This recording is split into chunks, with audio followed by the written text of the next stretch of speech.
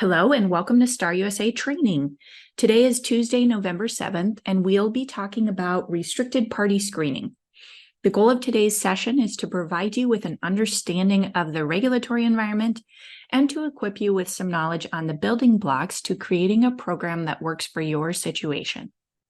Restricted party screening is not one size fits all and encompasses a broad array of disciplines that many people don't fully recognize. My goal today is to give you knowledge and some resources to point you in the right direction.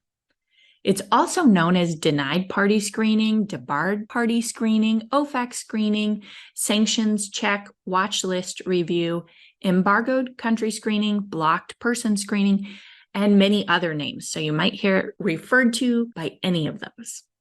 We're recording this webinar. The slides and the recording and any other materials will be made available after the broadcast. If you're watching this on YouTube, the link to those materials is below in the description. The Q&A feature is available if you have any questions. I can answer throughout, and I'll answer more at the end. There will be some polls through the webinar, and I hope you'll participate. It's a great way to do some group exercises and test yourself.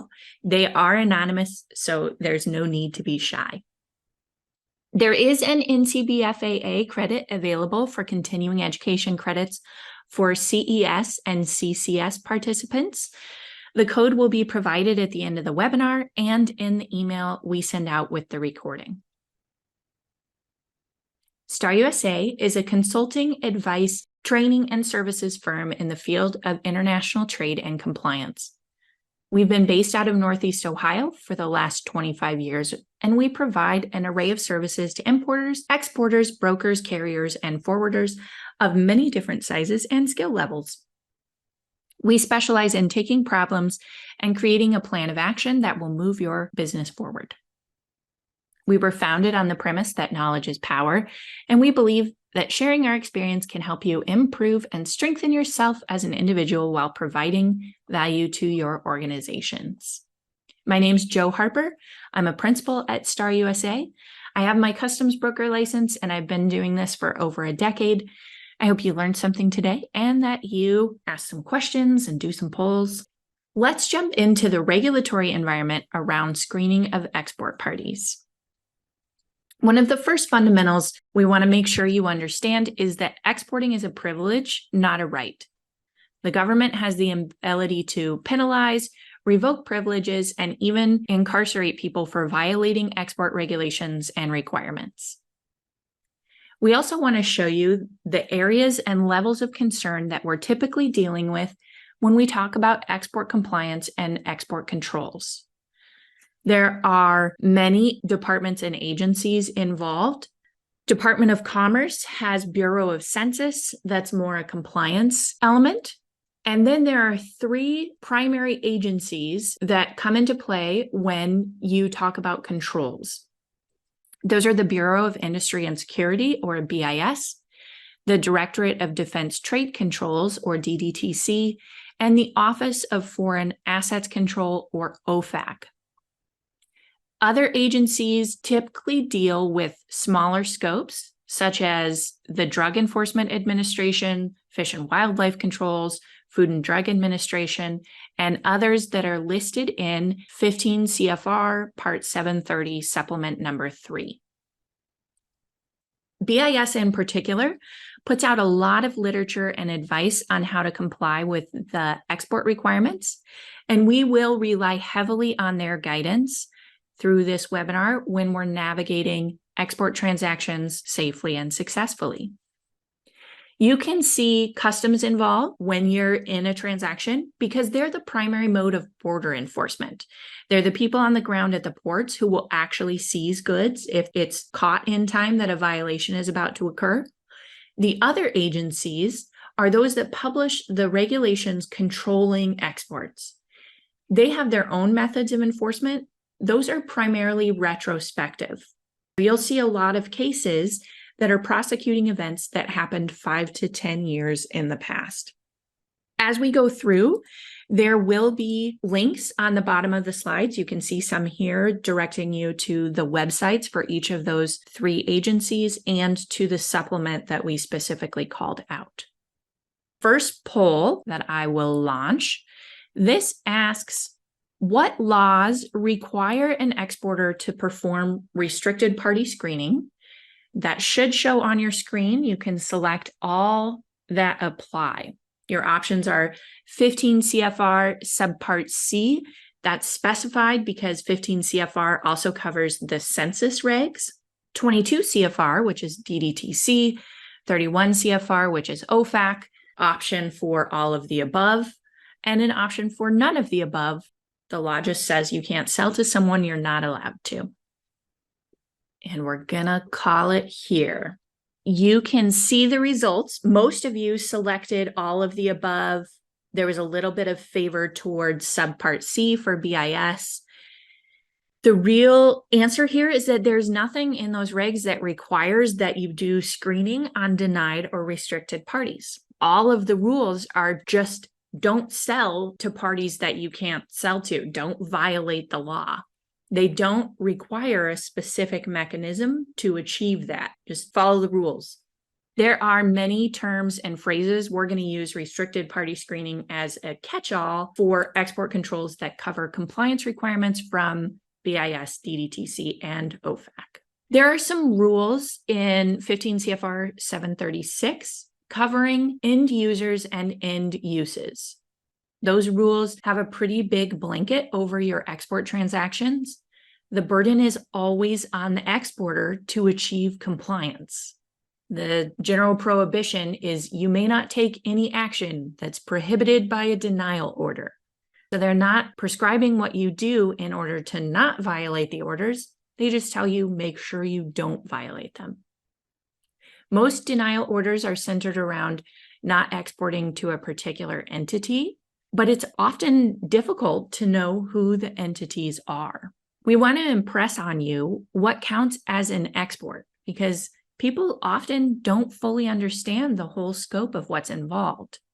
An export is any item in U.S. trade, including goods, technology, or information, as well as U.S. items wherever they're located, deemed exports, defense services, and technical data. You can count something as not an export if it's an item in the public domain, if it is artistic or non-technical publications like maps, books, sheet music. But companies often struggle to understand if they're located in another country, if they have U.S. merchandise or they are owned by U.S. parties. They're subject to these U.S. regulations, and those count as exports.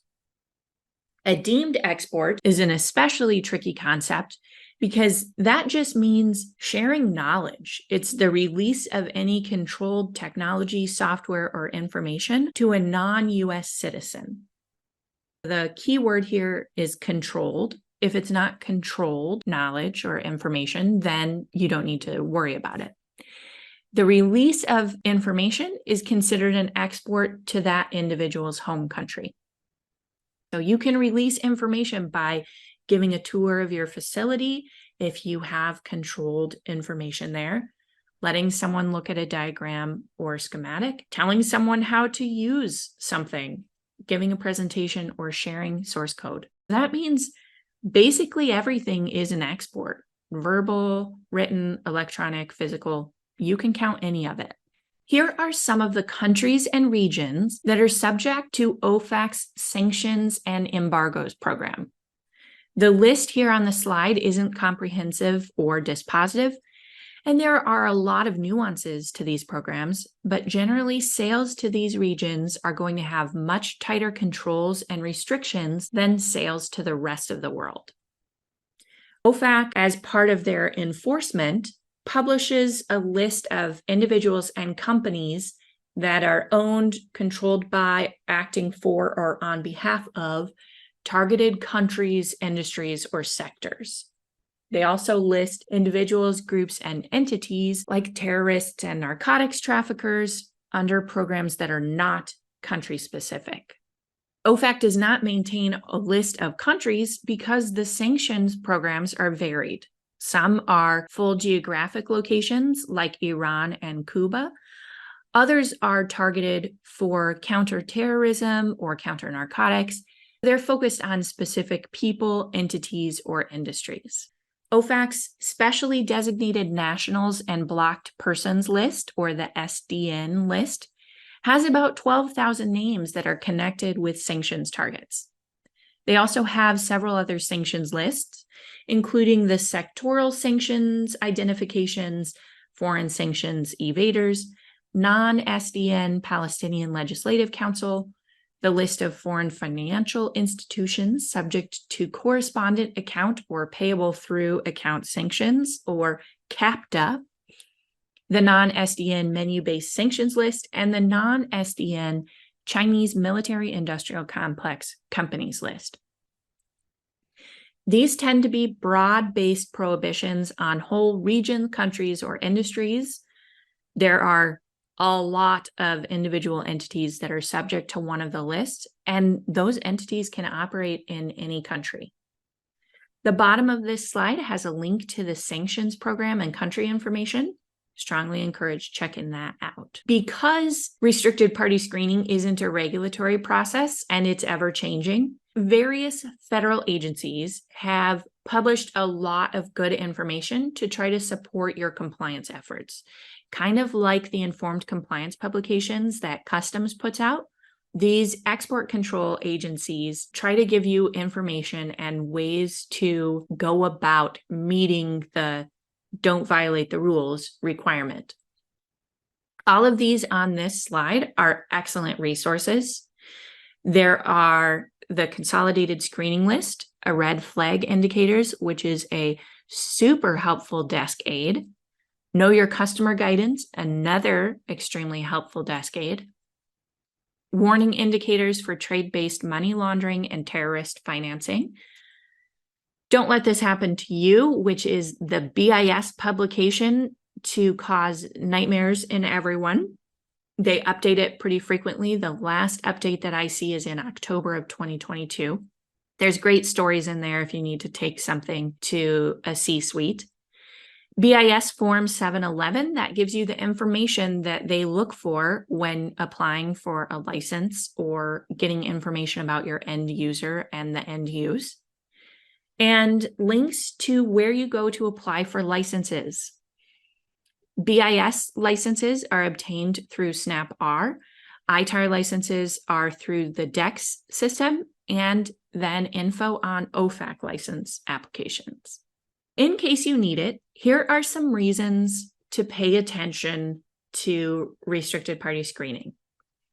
There are several penalty slides coming up.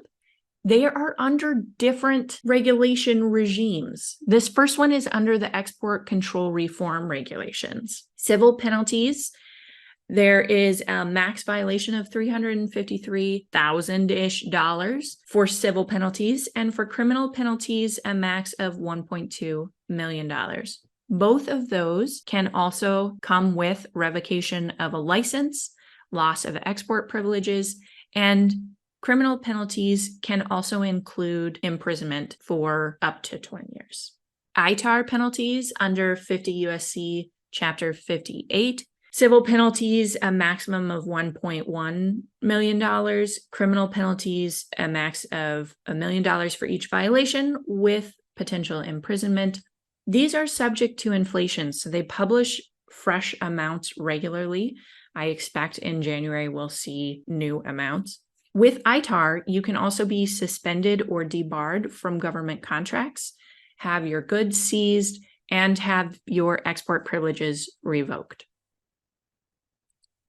Under the EAR, or the Export Administration Regulations, civil violations for each violation are usually around $12,000. If it involves national security or the International Emergency Economic Powers Act, each violation is up to $120,000. And there can be other penalties like being suspended from government contracts, having items seized or forfeited, and losing your export privileges. Criminal penalties for violating the IEEPA are up to $1 million per violation. Then under the EAR for willful violations, which is usually conspiracy to violate or attempt to violate, greater of $50,000 per violation or up to 5 times the value of the transaction, as well as up to 5 years in prison or both. Then with the knowledge, knowing that it's going to a controlled place, 5 times the value or $1 million per transaction. And specifically failing to report has large penalties. You can also lose federal funds, have your goods seized, and have export privileges denied. And then finally, OFAC penalties, also subject to inflation. Civil penalties, the greater of $250,000 or 2 times the value of the transaction. Criminal penalties, $1 million per violation and up to 20 years in prison. This is the last slide on penalties. This information isn't meant to paralyze you, but it is meant to make sure that you fully understand the impact that these violations can have on a business and on an individual person's life. If you are dealing with export, don't let your boss talk you into doing something that you're not comfortable with, because you have to answer for it. There are penalties published from these agencies, DDTC, BIS, and OFAC, at least weekly. We send them out to some of our industry partners periodically, and we have had them call us and say, isn't there anything on the export side that's good news? We don't want to tell them about another penalty case. And sometimes that's the news there is. Let's hop from the high-level regs into some of the ways to implement them. A solid export control program has to be an interconnected system. It requires awareness from multiple parties in your company and for those parties to communicate. Turning a blind eye can take many forms. Most commonly, this means ignoring a red flag or neglecting to take appropriate action. Not being aware of a violation provides very little protection with these export control agencies if a violation occurs. As an export, you have a responsibility to know what's happening with your shipment, and the government provides you with the resources you need to ensure. Remember how I said they give you a lot of great resources. That's a double-edged sword, because on the one hand, it's great to know how things are working, and it's wonderful to have that information and be able to easily comply. But since they published it and they know you can easily comply, they are holding you responsible for doing your due diligence. There are standards that these agencies have about reason to know. There are penalties for just the violation, and there are penalties for willfully violating, which they can count even if you say, I didn't know. If you had reason to put those pieces together, if you had all the pieces and you just didn't connect them, that can count. You need to share that knowledge in your organization with all key stakeholders. Once you have the information, then you need to verify. Take your steps to identify risks and mitigate them. Get all of the information so that you can make an informed decision.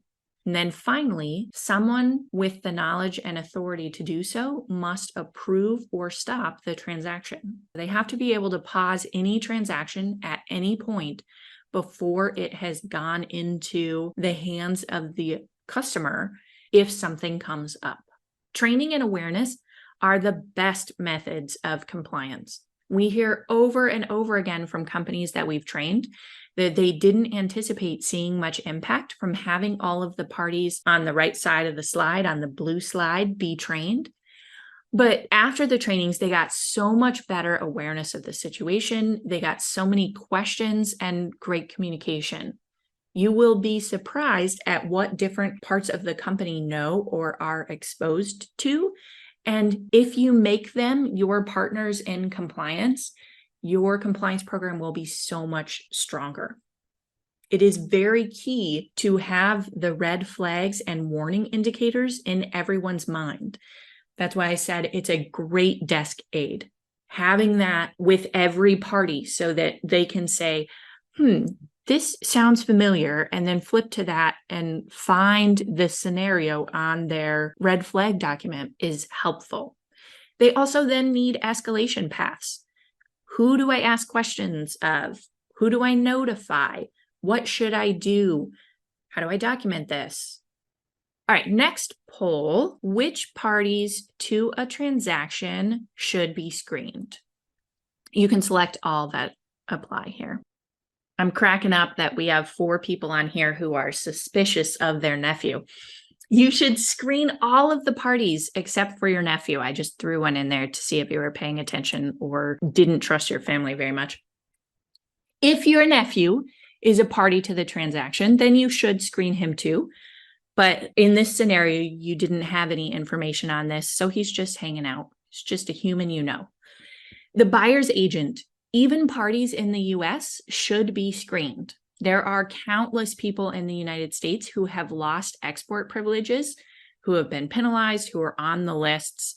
Just being in the US does not make them a safe party, and you should screen them. The party you're drop shipping to absolutely should be screened. They are likely to be the end user. Even if they're not the company that's buying from you or the bank that's sending you money, they are going to have the goods in their possession. All financial institutions should be screened, especially if there's any change at the last minute in who's paying you. There are a lot of banks on denied parties or sanctioned parties lists. The company that's paying you, that's buying from you, should definitely be screened. Almost all of you selected that. You should also screen any individual names that you know from the company. We have seen this catch connections to organized crime and require stopping sales. All entities should be checked if they are going to have the goods. The warehouse that they've said they might ship it to, if they said, hey, we're going to have you send it here, and then they change and have it drop shipped, you should check that warehouse as well. If they have a partner in Cuba, you should screen them too. It does not hurt you at all to have more information. This is a fantastic free tool that the BIS published. It is the Consolidated Screening List. It's regularly updated. It's very helpful. We recommend, if you're going to use it, carefully reading the fine print next to each of the items, because if you don't select a screening list, it searches all of them, but you can also narrow it just to specific screening lists. You may not want to add a country because some of the lists won't search if you add a country. This goes against all of the lists that BIS, DDTC, and OFAC put out. You can also download it and add it to your systems. There are software companies that interface with it directly. Here are the steps you should follow in your screening. First, identify all the parties to the transaction. And if you get to the end, to the final approval, and there are new parties, go back to the beginning, add them to where you institute the checks and balances. Look for any red flags, be able to provide guidance, communicate the export control restrictions to the purchasers and to all of the parties involved. Screen your parties at a minimum using the consolidated screening list. We also recommend practical steps like look them up on Google Maps and see if there's Street View. Search their names online and see if there's any articles about them or their company. You should be screening the individuals, the entities, owners, any other interested parties, and periodically rescreen them. That's part of the verification. If they're a repeat customer, you should be rescreening them. If you are a company that takes an order and then needs to build an item and it's several months before you get to shipping, you should screen them when you accept the order, and you should screen them again before you ship it. Because in that time period, if something happens and they get on a list and you only have your initial screening, those government agencies will still hold you accountable because you should have checked again. Make sure that all information has been obtained, shared within your company, and checked out. And clarify things with your customer, with your supplier, with the other parties as you need to. Make sure that you are keeping records, save those emails, save screenshots of your screening results with the dates so that you can prove I screened this the morning that I was shipping it out and they were just fine. So if they get on a list 2 days from then, you're not responsible for it because you had proof from that day.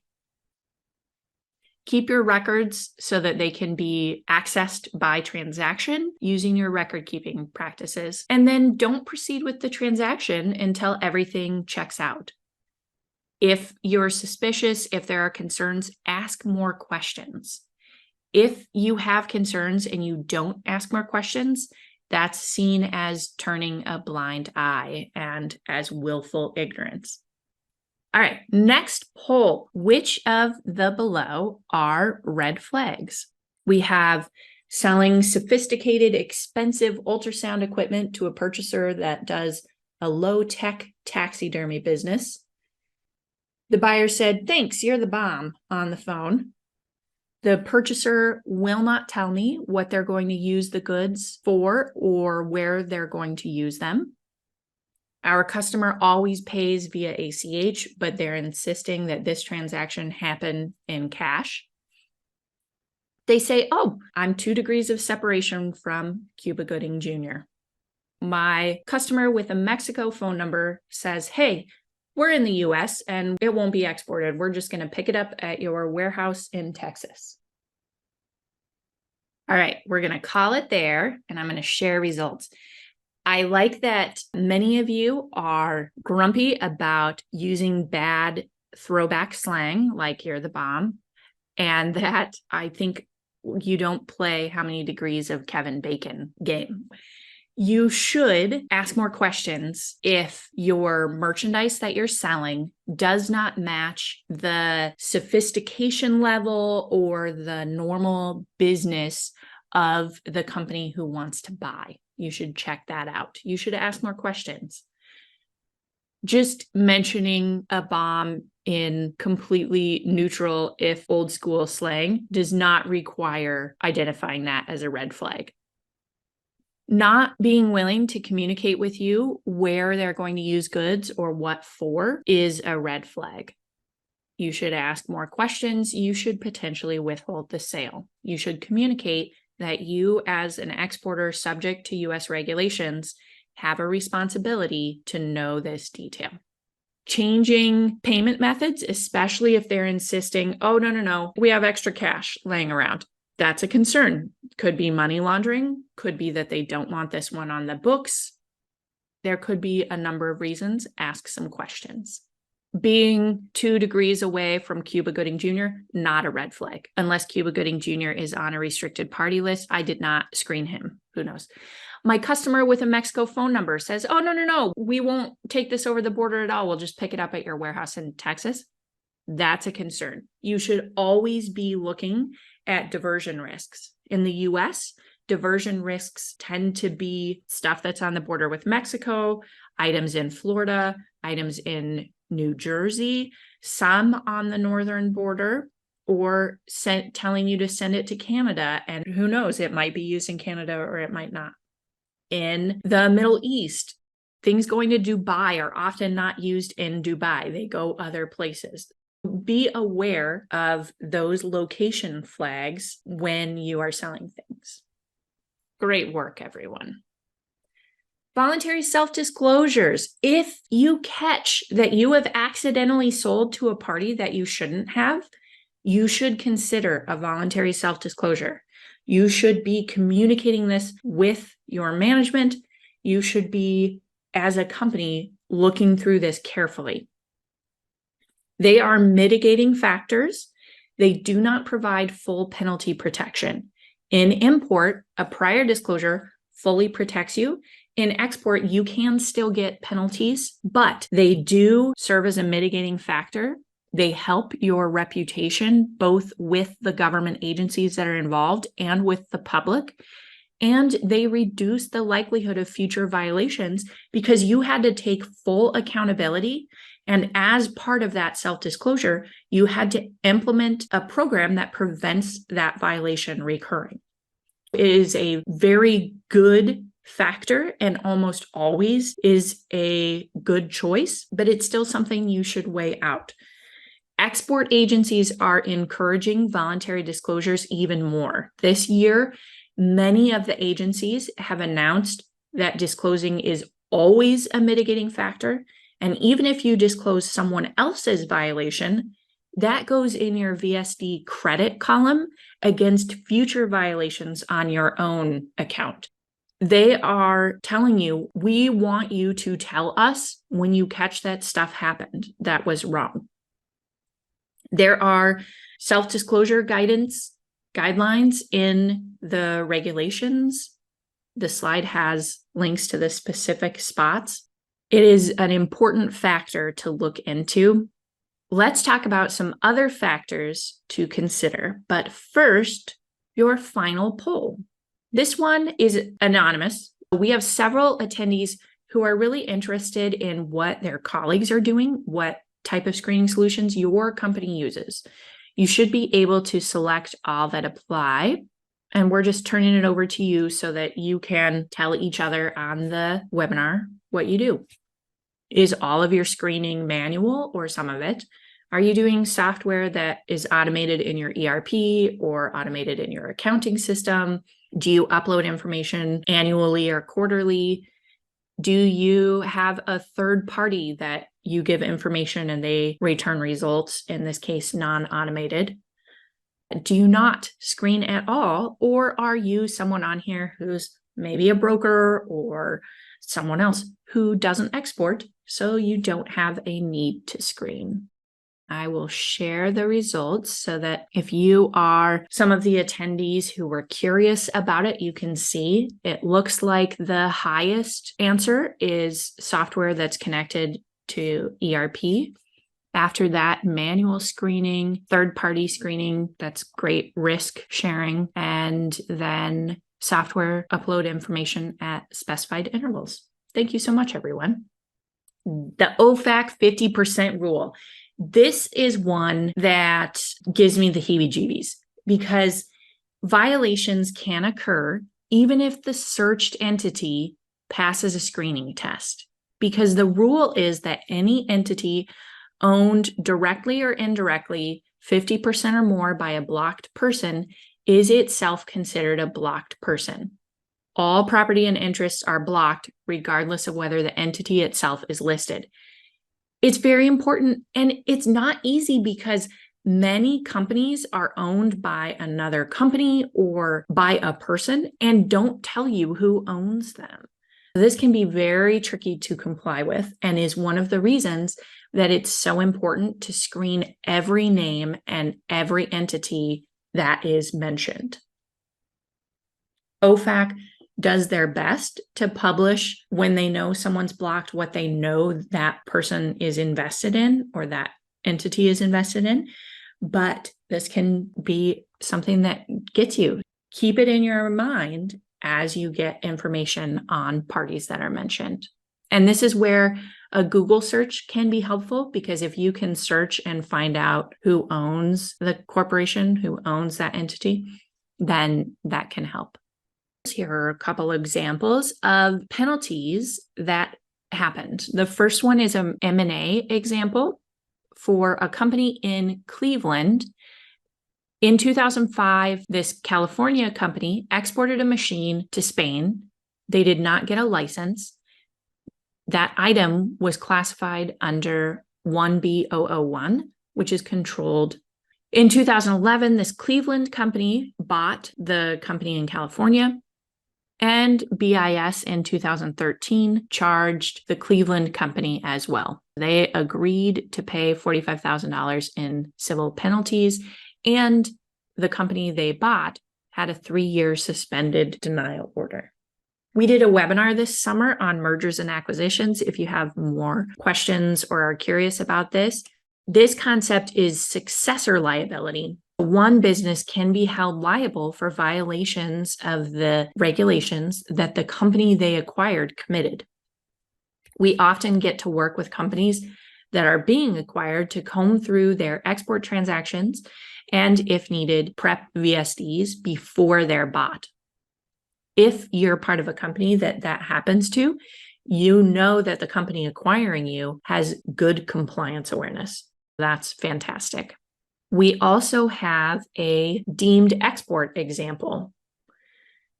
There is a company in California, Intevac, that released technology subject to the EAR to a Russian national who is working at their Santa Clara, California facility. That technology was drawings and blueprints for parts, ID numbers for parts, and then development and production technology. And those things would have been controlled under ECCN 3E001. And they didn't have a license to disclose that to the Russian national who was their employee. They figured it out.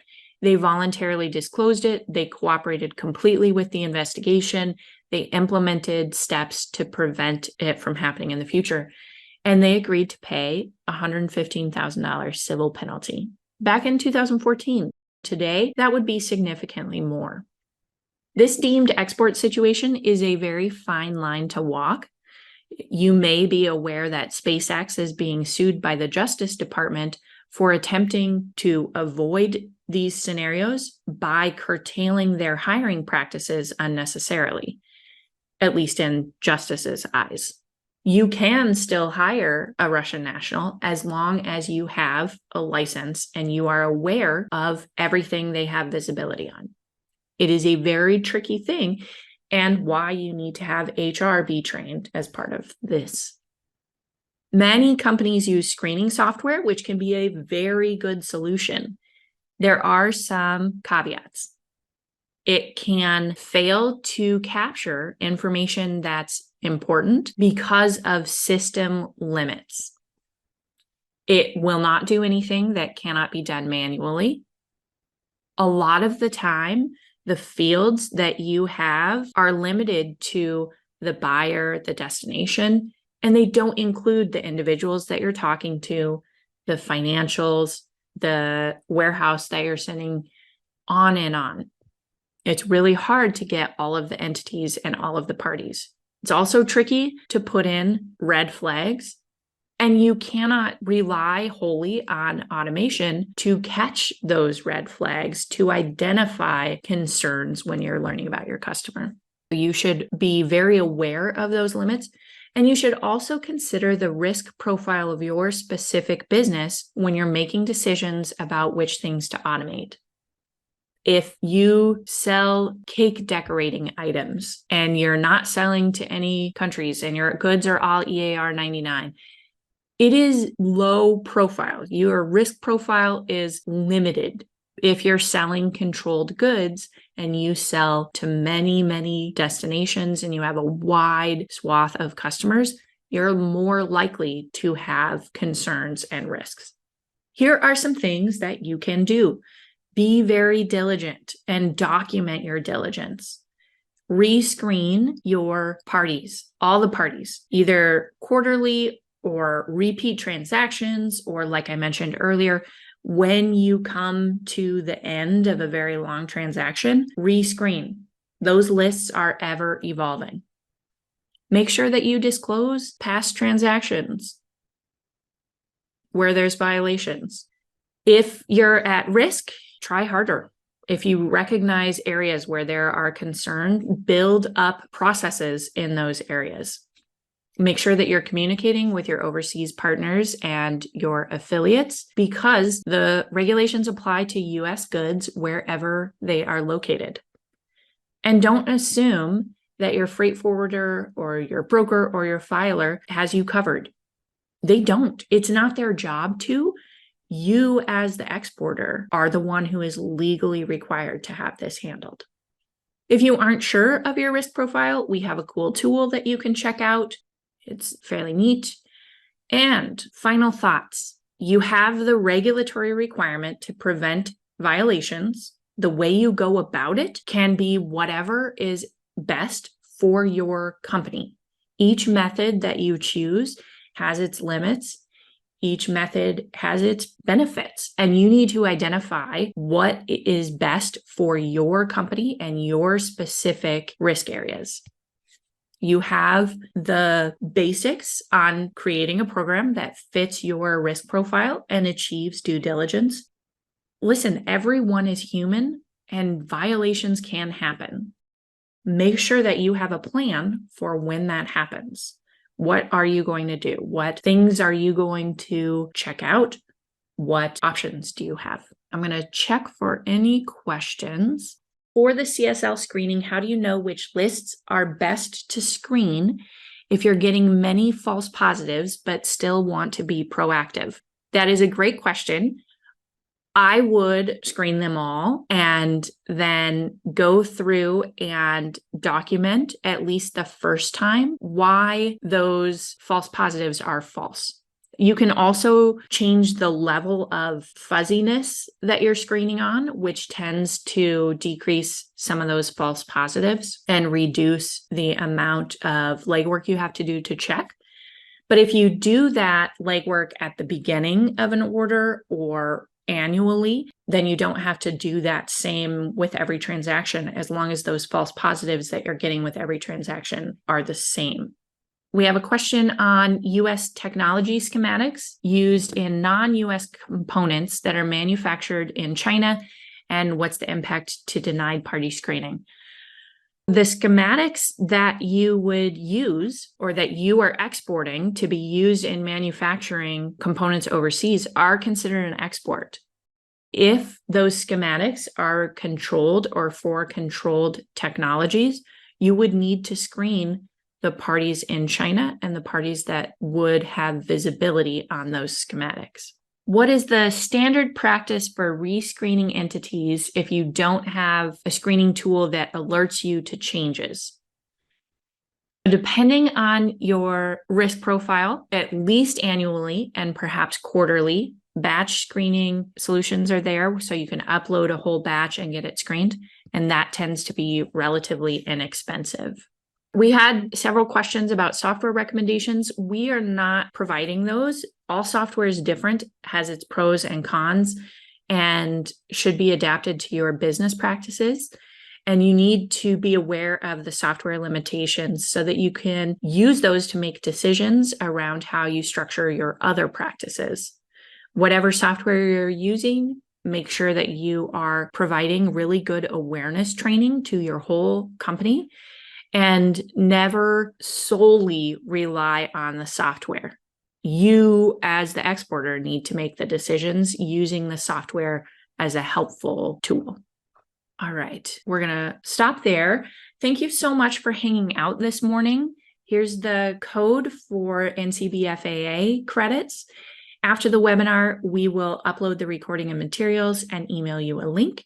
And in about 2 weeks, we will be talking about becoming a licensed customs broker and what we know now about customs' new CEU credit requirements for customs brokers.